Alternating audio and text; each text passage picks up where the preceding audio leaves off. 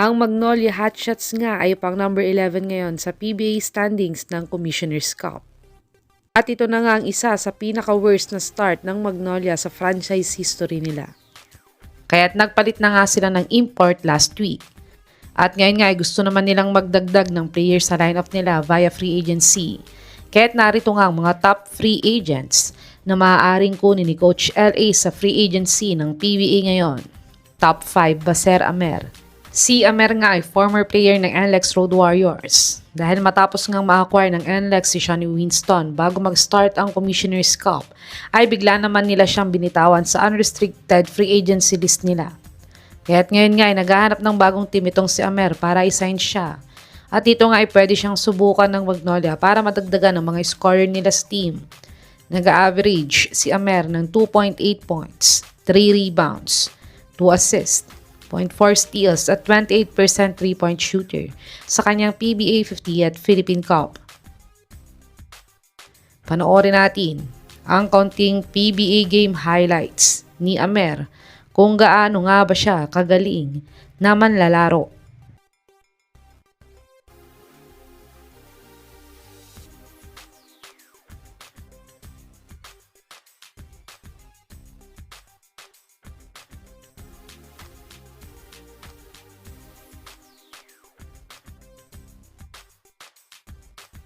Top 4, Ray Suerte. Si Suerte nga ay isa sa mga na-trade sa Titan Ultra kapalit ni Calvin Abueva. Pero bago nga mag-umpisa ang Commissioner's Cup, ay bigla naman siyang winave ng Titan Ultra. Kaya't dahil dito nga ay hindi man lang siyang nakapaglaro kahit isang game para sa Titan. At ngayon nga, isa na din siyang unrestricted free agent sa PBA. At last month nga may rumors din na gusto sana siyang kunin ng Magnolia, pero hindi lang ito natuloy dahil mas priority ng Magnolia ang pagkuha ng bago nilang import. Kaya't dahil dito nga ay baka pwede na ulit subukan ng Magnolia na itry ulit na kunin si Suerte. Uma-average si Suerte ng 2.8 points, 1.6 rebounds, 0.8 assists, 0.6 steals, 66% 3-point shooter sa kanyang PBA 50th Philippine Cup. Panoorin natin ang kaunting basketball game highlights ni Suerte kung gaano nga ba siya kagaling na manlalaro.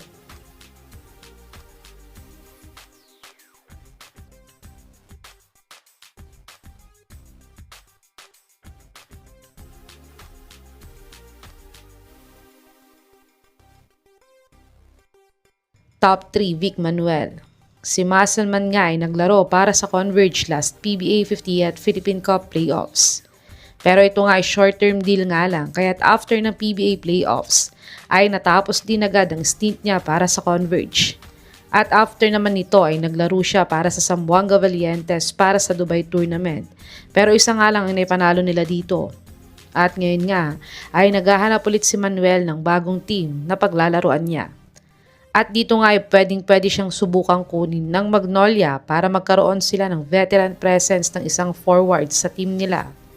Si Manuel ay nag-average ng 4 points, 1.7 rebounds, 0.3 assists, 45 field goal percentage, 100% free throw shooter sa 7.3 minutes per game niya sa kanyang PBA 50th Philippine Cup Playoffs.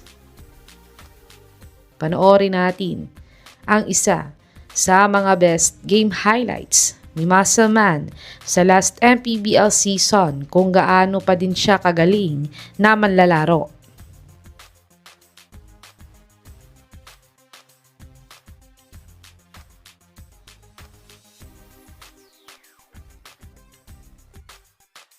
Top 2, Terence Romeo. Si Dabro nga ay matagal nang hindi naglalaro sa PBA. Dahil siya nga daw ay may silent ban nga daw siya sa PBA ngayon. Pero gaya ni Manuel ay naglaro din siya para sa Zamboanga Valientes. At naging mag-teammates pa nga sila dito. At dito nga ay ipinakita ni TR7 na isa pa din siya sa mga top scorer player ngayon sa Pilipinas. Kaya't kung si Coach LA nga mag-request na kunin si Romeo sa Magnolia ngayon ay baka payagan na agad na makabalik siya sa PBA. Si Dabro ay nag-average ng 10.5 points, 2.5 rebounds, 3 assists, 0.5 steals, 40% 3-point shooter at 80% free throw shooter sa kanyang 2026 35th Dubai Tournament. Panoorin natin ang isa sa mga latest game highlights ni The Bro sa Dubai Tournament kung gaano pa din siya kagaling na scorer player ngayon.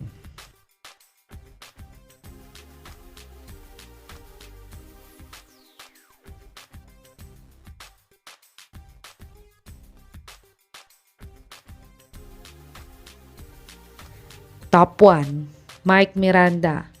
Si Miranda nga ay isa sa mga shooting big man ngayon sa PBA.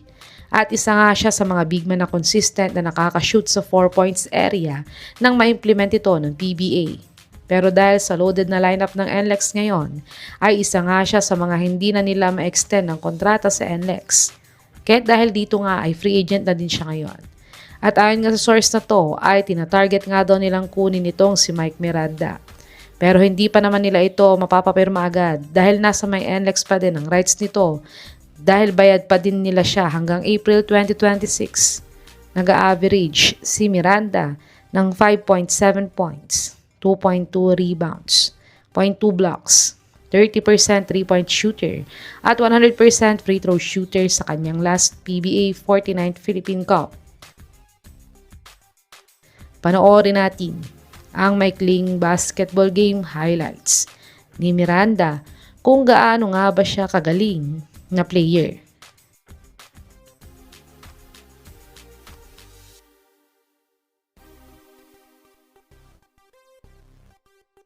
Ito ang mga top free agents na maaaring kunin ng Magnolia Hotshots para tulungan silang makabalik sa tuktok ng standings ngayong conference. Sa tingin niyo mga kababos, sino sa mga free agents na to ang dapat idagdag ng Magnolia sa kanilang lineup ngayong Commissioner's Cup? I-comment nyo na po yan sa baba.